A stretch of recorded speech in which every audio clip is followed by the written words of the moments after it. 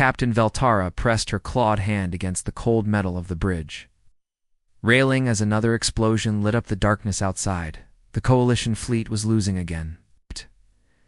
She could see it in the way her officers moved, their shoulders dropping with each report of destroyed ships. The Apex crystal vessels moved through space like living things, their surfaces glowing with stolen starlight as they tore through the Coalition's defensive lines. "How many ships have we lost?" she asked, though she already knew the answer would. "Be bad. 47 vessels confirmed destroyed, Captain," replied her tactical officer, young Xerian whose antenna drooped with exhaustion. "The Braveheart and Star's Edge are badly damaged and falling back." Veltara closed her eyes.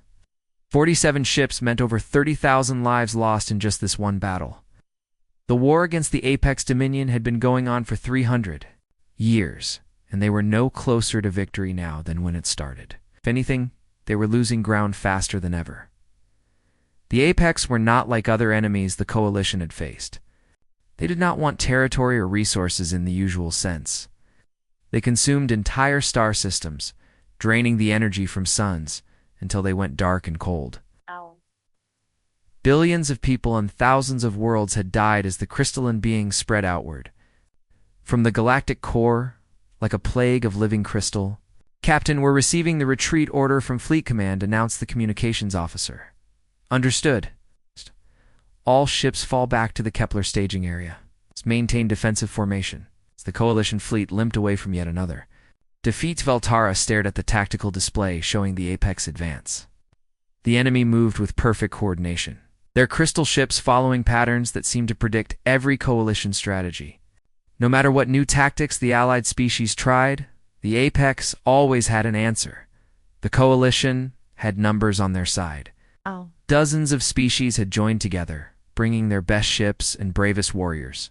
The insect-like Zephyrians provided swarm tactics. The massive Borvok contributed their heavy cruisers. The aquatic Delphine offered their expertise in three-dimensional combat. But none of it mattered against an enemy that seemed to know their every move before they made it. 3 days later, Veltara stood in the Fleet Command Center on Kepler Station, surrounded by holographic displays showing the latest battle reports. The news was all bad. The Apex had taken the Vega system. The manufacturing worlds of Rigel were under siege. Refugee ships filled every available space in Coalition territory. "We need something new," said Admiral Thoric, the Borvat commander whose scarred face showed the strain of endless defeats. "Our current strategies are not working. We've tried everything," replied General Cassara, her feathered head crest. Flat against her skull in frustration, new weapons, new tactics, new formations, nothing works against them. Veltara was about to respond when her aide approached with a data pad. "Captain, the long-range sensors have detected something unusual." She took the pad and studied the information. Grid reference 2847, a small system on the outer rim. The third planet showed signs of an industrial civilization, but the technology readings were primitive. No faster-than-light drives, no energy shields, no plasma weapons. "What makes this unusual?" she asked. "3 separate Apex scouting fleets have approached that system over the past year," her aide explained. "All 3 were repelled by the local inhabitants." Veltara looked up sharply. "Repelled? With what?" "According to our sensor logs, they used kinetic weapons. Metal projectiles fired at high velocity, some kind of chemical explosives, very basic stuff." Admiral Thoric snorted. "Impossible. No primitive species could stand against Apex scouts." Veltara was already calling up the detailed sensor data. The planet's inhabitants called themselves humans, their world Earth or Terra. They had crude chemical rockets and nuclear weapons that were almost laughably primitive. By Coalition standards, the evidence was clear. They had driven off 3 Apex scouting forces. "Look at this," she said, projecting the data for the others to see. "The first Apex scout ship approached their world 6 months ago. It was destroyed by coordinated missile strikes from multiple locations on the planet's surface. The second scout fleet arrived 3 months later. They were engaged by small fighter craft that used the planet's moon as cover, then hit with some kind of railgun fired from the planet's surface." "And the third encounter?" asked General Cassara. 2 weeks ago, a full Apex battle group approached the system. The humans sent out a distress signal on all frequencies, then used their entire military force in a coordinated attack. They lost most of their ships, but they damaged the Apex vessels enough to force a retreat. The command center fell silent. For a species to not just survive, but actually win against the Apex, even primitive Apex scouts, should have been impossible. "We need to make contact with these humans," Veltara said finally. "If they can do what we cannot, perhaps we can learn from them." Admiral Thoric shook his massive head. "What could primitives possibly teach us?" "How to win," Veltara replied. "Simply something we have forgotten how to do." The decision was made. Within a week, a coalition diplomatic fleet was heading toward the small blue world that had accomplished the impossible. None of them knew they were about to meet the species that would change everything. The coalition fleet dropped out of faster than light, travel at the edge of the Sol system, their massive ships casting shadows across the darkness of space. Admiral Lee Hanna watched from the observation deck of Lunar Command as the alien vessels approached. She had seen the sensor readings, but actually seeing them was different. The ships were enormous, each one bigger than Earth's largest space. "Stations, ma'am. They're requesting permission to dock," reported Lieutenant Parkday from the communications station. His voice was steady, but Hannah could see the tension in his shoulders. "Grant permission, but keep all defense systems ready," she ordered. "And get me Colonel Kim Yoon. I want our best people for this meeting." An hour later, Hannah stood in the main conference room as the airlocks cycled open. The first alien to step through was tall and covered in green scales, with yellow eyes that seemed to take in everything at once. Behind her came creatures that looked like they belonged in a nightmare or a child's imagination. One had wings and a beak. Another looked like a giant mantis. The third was covered in thick fur and had 4 arms. "I am Captain Veltara of the Galactic Coalition," the scaled alien said through a small device that translated her words. "We come seeking alliance against a common enemy." Hannah stepped forward. She was much smaller than any of the aliens, but she kept her voice steady. "I'm Admiral Lee Hanna of the United Earth Defense Force. Welcome to our system." They moved to the conference table, where holographic displays showed star maps and battle reports. Veltara activated a projection showing coalition fleets fighting against strange crystal ships. "For 300 years we have fought the Apex Dominion," Veltara explained. "They consume entire star systems, killing billions. Our technology is advanced, our fleets are large, but we cannot defeat them. They predict our every move." She changed the display to show Earth's recent encounters with Apex scouts. "Yet your primitive world has driven them away 3 times. How?" Colonel Kim Yoon, who had led Earth's defense during the second Apex attack, leaned forward. "We fight dirty," he said simply. The insect-like alien made a clicking sound that the translator rendered as disapproval. "Honorable warfare follows established patterns." "There are rules. Rules get you killed," replied Kim. "The enemy doesn't care about your rules." Veltara studied the human officers. They were small compared to most coalition species, with no natural weapons or armor. But there was something in their eyes, a kind of stubborn determination that she had not seen in her own people for a long time. "Show us how you fought them," she requested.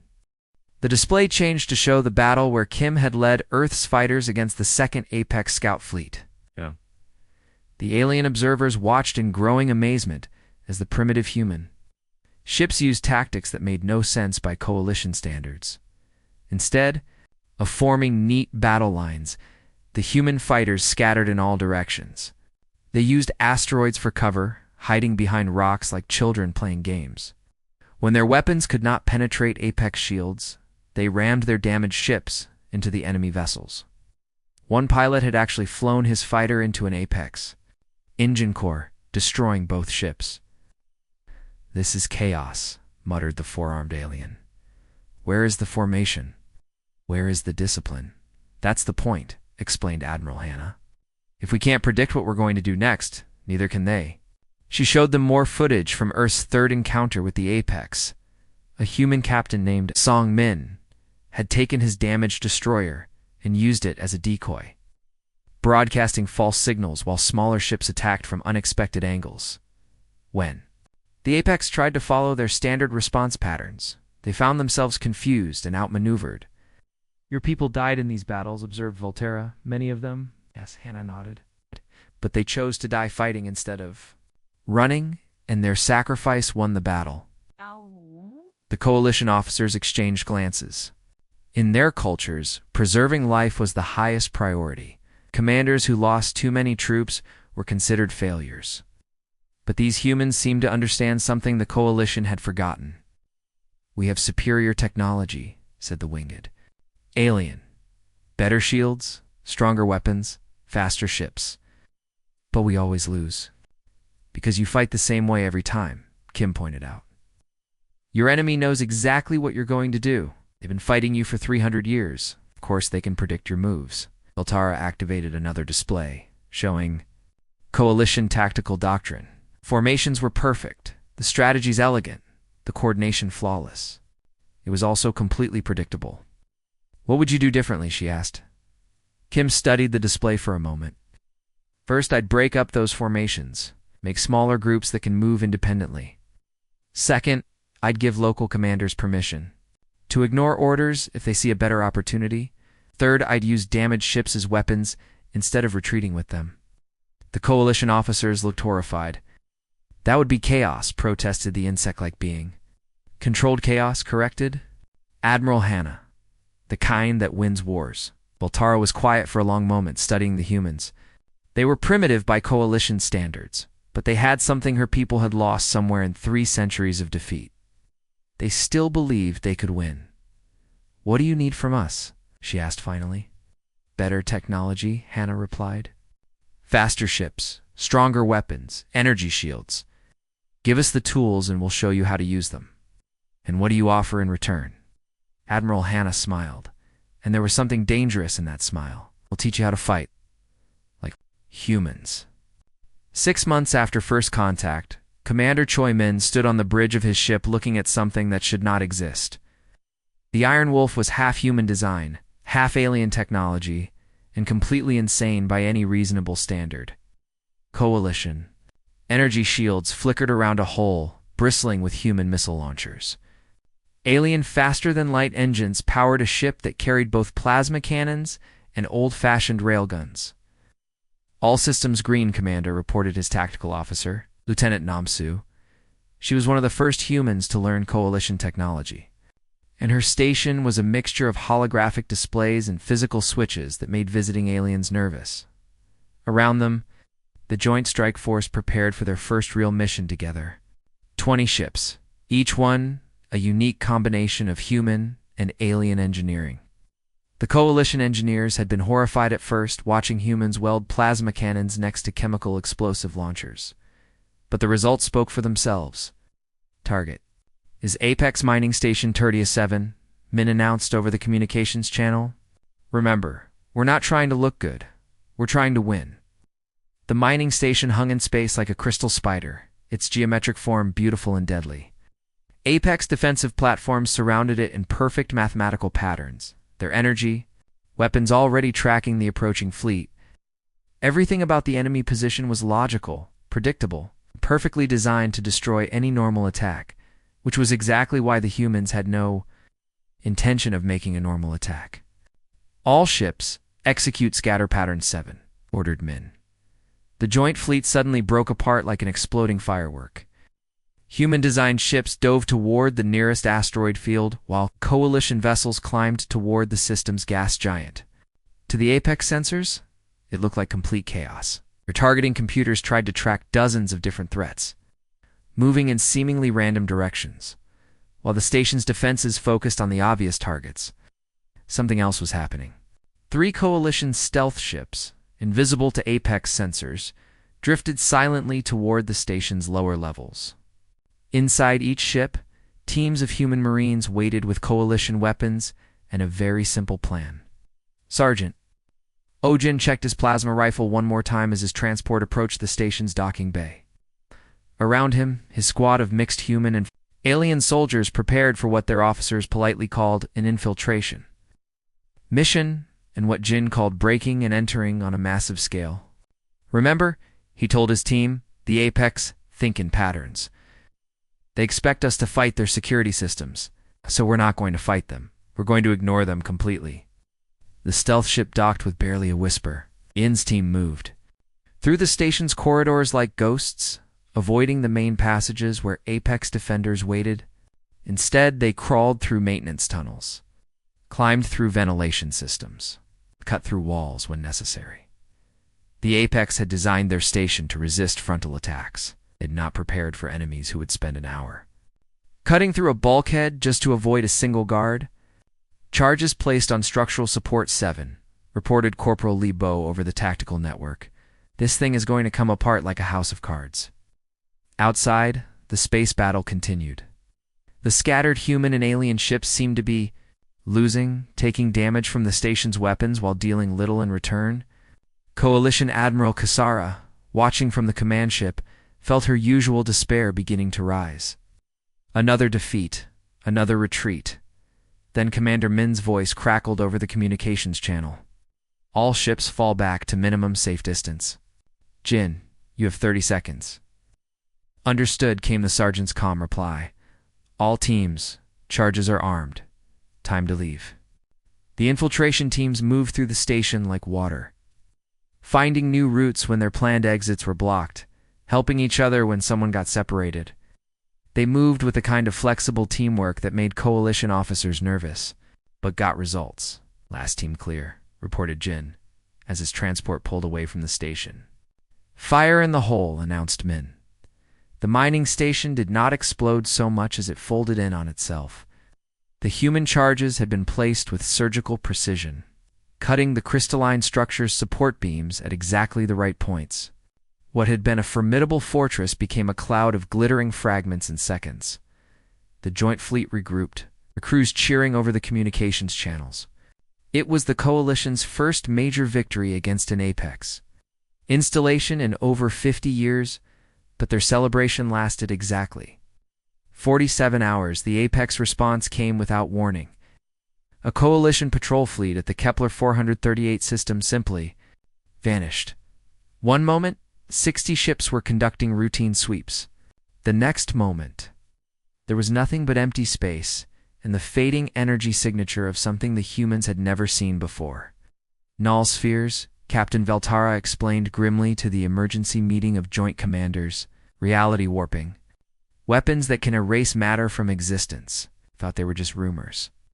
Admiral Lee Hanna studied the sensor data with growing horror. The readings showed impossible things, space folding in on itself, energy readings that violated physics. The complete absence of anything where ships had been moments before. How many fleets do they have with these weapons? Asked Colonel Kim Yoon. We don't know, admitted Veltara. But if they're willing to use them now, it means they see us as a real threat for the first time in centuries. Commander Min looked at the tactical displays showing Apex forces moving throughout Coalition. Space. Then we'd better make sure we're worth being afraid of. The war had just become much more dangerous. But for the first time since it began, the Apex were afraid. General Ruhei stood before the largest holographic display in Coalition history, showing a cluster of 47 star systems that glowed like jewels in the darkness. Each system was an Apex fortress, protected by weapons that could erase fleets from existence. At the center of it all sat the core, a massive structure that had never been touched by enemy fire in over 1,000 years. This is insane, muttered Captain Veltara, her scaled hands gripping the edge of the planning table. Around her, officers from dozens of species studied the tactical data with expressions ranging from determination to terror. Insane plans are the only ones that work. Against the Apex, replied General Ru calmly. They expect us to be logical, so we're going to be completely illogical instead. The plan displayed on the hologram was simple in concept and terrifying in execution. 1,000 ships from every coalition species would punch through the outer defenses of the Apex home cluster. They would fight their way through 47 fortified systems to reach the core. Most of them would die in the attempt. Phase 1, explained Colonel Anbo, pointing to the outer ring of Apex systems. We hit them with everything we have. No fancy tactics, no clever strategies, just raw firepower to get their attention. Phase 2, continued Admiral Lee Hanna. While they're focused on our main force, infiltration teams slip through their defenses and start hitting targets from the inside. In Phase 3, asked Azirian commander, his antenna twitching nervously. General Roos smiled. We improvise. The assault began 3 weeks later with the largest fleet ever assembled. Human destroyers flew alongside Saurid battleships. Carriers launched fighters beside Borvac heavy cruisers. Every ship carried mixed crews who had learned to blend their different strengths and cover each other's weaknesses. Commander Mater Parkday commanded the lead squadron as they approached the first Apex system. His ship, the Soul's Pride, was a perfect example of human coalition cooperation. Korean engineers had worked with alien technicians to create something that neither species could have built alone. Contact, reported his sensor officer, Lieutenant Hanso. 12 Apex crystal ships, moving to intercept. The enemy vessels were beautiful and terrible, their crystalline hulls reflecting the light of distant stars. They moved with perfect coordination, their weapons charging with energy that could tear through any known shield. All ships, remember, your training, day ordered, don't fight their fight. Fight ours. The coalition fleet scattered immediately, breaking the neat formations that had failed for 3 centuries. Human commanders led their mixed crews in wild, unpredictable attacks. While alien officers provided the firepower to make those attacks effective, but the Apex had learned to... When coalition ships tried to ram damaged vessels into enemy formations, the crystal ships simply vanished, reappearing elsewhere through their reality warping technology. When human fighters used asteroids for cover, null spheres erased the rocks from existence. We're losing ships faster than planned, reported Captain Kim Yu from his battle-damaged cruiser. The enemy is adapting to our tactics, and we adapt. Faster, replied General Ru from the command ship. All infiltration teams, you are cleared for immediate insertion. Forget the planned routes. Get inside however you can. Deep in the enemy system, Sergeant Major Ojin led his team through the wreckage of a destroyed coalition frigate. The ship had been cut in half by Apex weapons, but its hull provided cover as they drifted toward an enemy supply station. This is crazy even by our standards, whispered Corporal Lebo as they prepared to board the Apex facility using nothing but magnetic boots and portable cutting tools. Crazy is what works, Jin replied, checking his hybrid weapon that combined human explosives with coalition plasma charges. The enemy expects us to use proper boarding pods and follow assault doctrine. They won't be watching for idiots floating through space in torn-up spacesuits. The infiltration worked because it was too stupid to predict. Jin's team cut through the station's hull, planted charges in critical systems, and escaped before the Apex even realized they had been boarded. Across the system, dozens of similar teams struck at targets that should have been impossible to reach, but the cost was terrible. Ship after ship vanished in flashes of impossible light as null spheres rewrote reality around them. Admiral Hanna watched from the bridge of her flagship as the Iron Wolf simply ceased to exist, taking Commander Min and 300 crew members with it. "Ma'am, we've lost over 200 ships," reported her tactical officer, his voice hollow. "Should we retreat?" Hanna studied the tactical display. They were losing, but they were also advancing. System by system, the joint forces were fighting their way toward the core.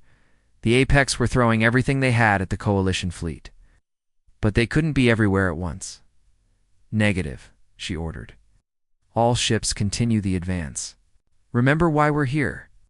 The battle for the Apex home cluster became a grinding campaign that lasted months. Each system was a separate war, with its own victories and defeats. Human creativity found ways to counter Apex superweapons, while coalition firepower provided the strength to exploit those opportunities. Slowly, impossibly, the tide began to turn. The Apex, masters of space for millennia, found themselves facing an enemy that refused to follow any predictable pattern. For the first time in their history, they began to retreat. As the joint forces approached the final system containing the core, something unprecedented happened. The apex sent a message. Apex core hung in space like a crystalline sun, larger than most space stations and pulsing with energy drawn from the captured star at its heart. Admiral Lee Hanna stood on the bridge of the flagship Terra's Hope, watching as the final battle raged around the ancient construct. Coalition ships fired everything they had at the core's defenses, while Apex crystal vessels fought back with weapons that could erase matter from existence. "Ma'am, we're receiving a transmission from the core," reported Captain Parkday, his voice tight with exhaustion. They had been fighting for 18 hours straight, and half the fleet was gone. It's not like their usual combat signals. This one is ... different. "Put it through," Hannah ordered. The holographic display flickered to life, showing an apex entity unlike any they had encountered before. Where the others had been sharp and aggressive, this one seemed somehow tired. Its crystalline form was larger, more complex, with patterns of light flowing through it like slow thoughts. "I am the last consciousness," it spoke in perfect Korean. Somehow knowing Hannah's native language, "For 10,000 cycles, we have consumed galaxies, not from hunger, but from desperate need. You call us destroyers, but we are refugees fleeing something far worse." Hannah stepped closer to the display. Around her, the bridge crew stopped their work to listen. Even the sounds of battle seemed to fade as the ancient being continued. "In the darkness between galaxies, something stirs, something that devoured our creators, our original worlds, our very purpose for existing. We have run for millennia, consuming star systems to fuel our escape, hoping to find somewhere safe to hide." The transmission changed, showing images that made everyone on the bridge go cold. Vast shadows moved between distant galaxies, shapes so large they dwarfed entire star clusters. Where they passed, light itself seemed to die, leaving nothing but empty blackness behind. "The Devourers, the last consciousness," continued. "They follow us still, and they will find this galaxy eventually. When they do, every living thing will cease to exist. We thought if we could consume enough energy, we could either fight them or run far enough to escape. But there is no escape. There is no running from what comes." General Zhu He, who had been listening from the tactical station, moved to stand beside Hannah. "Why are you telling us this now?" "Because you are chaos incarnate, yet capable of growth," the apex being replied. "Your species sees possibilities where we see only extinction. In 300 cycles of war, no enemy has ever reached our core, yet here you stand. Having accomplished the impossible through methods we could never predict." The battle outside continued, but something had changed.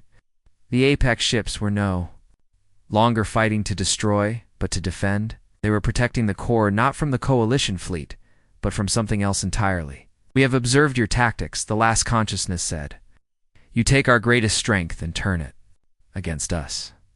You make weapons from your weakness and victory from your defeats. Perhaps together we might face what comes from the void." Admiral Hannah looked at the tactical display showing the damage to both fleets. Thousands of lives lost, hundreds of ships destroyed, all for a war that might be meaningless against a greater threat. "What do you propose?" she asked. "Alliance. Your innovation, coalition, diversity, our power. A union that could face the Devourers when they arrive." "And when will they arrive?" asked Colonel Kim Yoon, who had just arrived on the bridge after leading a boarding action against an apex battleship. "Soon, the darkness spreads faster with each galaxy they consume. Perhaps 10 of your years, perhaps 20. Not long enough to prepare if we remain enemies." Hannah thought of Earth, of the billions of people who had no idea that their entire galaxy was threatened by something worse than the apex. She thought of the coalition species who had fought so hard for freedom, only to learn that freedom itself might be temporary. "All ships cease fire," she ordered. Round her, the bridge crew looked shocked, but they followed orders. Slowly, the sounds of battle faded as coalition vessels stopped shooting. "What guarantees do we have, General Rue?" asked the last consciousness. "None, except mutual survival. We have consumed millions of your people, destroyed thousands of your worlds. You have every reason to hate us. But hate will not stop what comes from the darkness." Hannah closed her eyes for a moment, thinking of all the difficult decisions that had brought them to this point.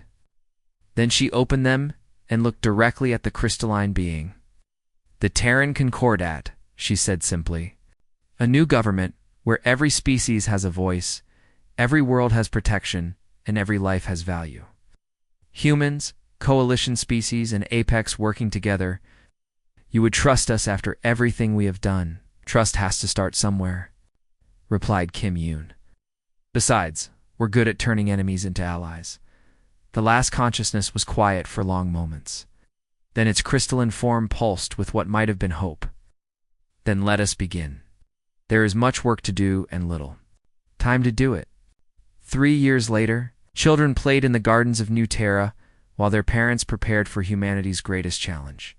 Human children laughed alongside young apex crystal forms and coalition species, learning together in schools that taught both science and the art of controlled chaos above them. The first Concordat exploration fleets prepared to venture beyond the galaxy's edge, united against whatever darkness waited in the void between stars.